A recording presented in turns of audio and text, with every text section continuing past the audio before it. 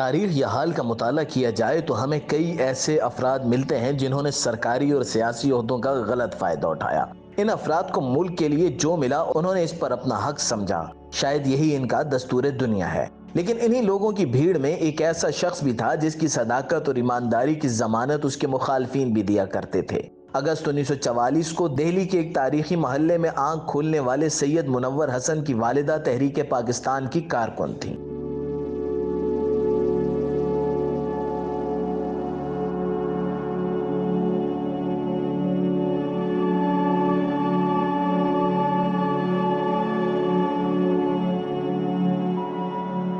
ان دنوں قیام پاکستان کی جدوجہد کے ساتھ وہ تحریکیں بھی چل رہی تھیں جو قیام پاکستان کے بعد مسلمانوں کو ان کی اصل راہ پر گامزن کرنے کے لیے کوشاں تھیں۔ علامہ اقبال اپنی تحریر سے اس کوشش میں سرگرم تھے، جبکہ مولانا مودودی کا فکر و فلسفہ بھی مسلمانان ہند کو ان کے آبا کی راہ دکھانے سے متعلق تھا۔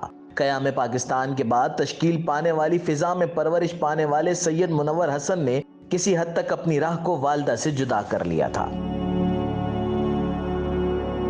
اگر آپ کو ہماری ویڈیو پسند آئے تو لائک، سبسکرائب اور شیئر کرنا نہ بھولیے گا۔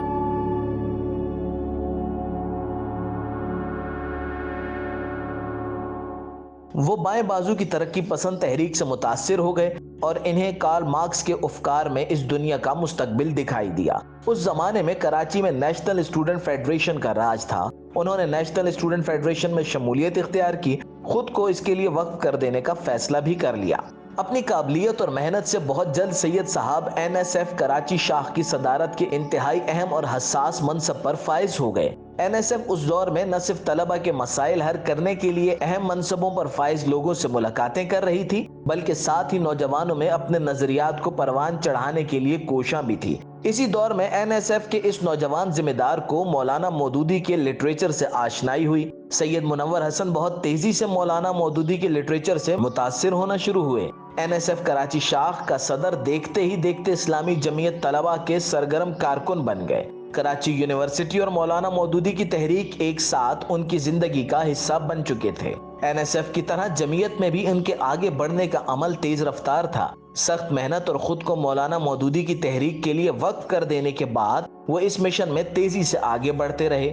میں جمعیت کے زمانے میں بالخصوص اور جمعیت سے فارغ ہونے کے بعد بہت دیر تک، اب نہیں لیکن بہت دیر تک اپنے ساتھیوں سے، جمعیت کے رفقا سے یہ بات کہتا رہا ہوں کہ تحریک اسلامی کو اپنا کیریئر بنائیے۔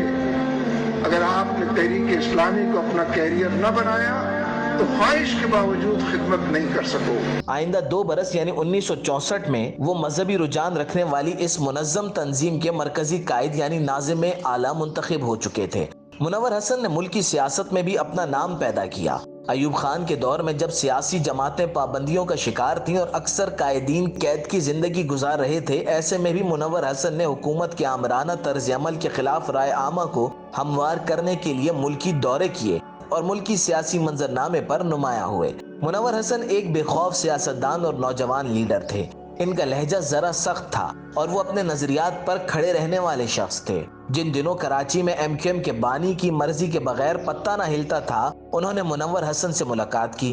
بانی MQM جانتے تھے کہ منور حسن نوجوانوں کو ان سے دور رکھنے میں اہم کردار ادا کر سکتے ہیں، لہٰذا انہوں نے ملاقات میں سید صاحب کو قومیت کی بنیاد پر سیاست کرنے کے لیے آمادہ کرنے کی کوشش کی، یا یوں کہہ لیں کہ ان کے اندر کے مہاجر کو جگانے کی کوشش کی، لیکن یہ کوشش انہیں مہنگی پڑی۔ سید مودودی کے بے خوف پیروکار نے انہیں جھاڑا اور ان کی رہائش گاہ سے چلے گئے اور نوجوانوں کو مولانا مودودی کی تحریک سے جوڑے رکھنے میں مصروف رہے۔ ان کی زندگی کا مقصد بس اسلام اور پاکستان ہی تھا، شاید اسی لیے وہ اس قدر بے خوف تھے۔ سید منور حسن جماعت اسلامی کے سیاسی عروج کے دور میں بھی اہم منصب پر فائز رہے اور جماعت اسلامی کے امیر بھی رہے، لیکن ان کی درویشی کا یہ عالم تھا کہ زندگی کا ایک بڑا حصہ کرائے کے 2 کمرے کے مکان میں گزارا۔ سید صاحب کے بارے میں مشہور ہے کہ وہ بیرون ملک جماعتی دورے پر گئے، ان کے کسی عزیز نے کچھ تحائف دیے جو انہوں نے یہ کہہ کر بیت المال میں جمع کرا دیے کہ فلائٹ وغیرہ کا کرایہ تو جماعت نے ہی دیا ہے اور میں آیا بھی جماعت کے دورے پر ہوں۔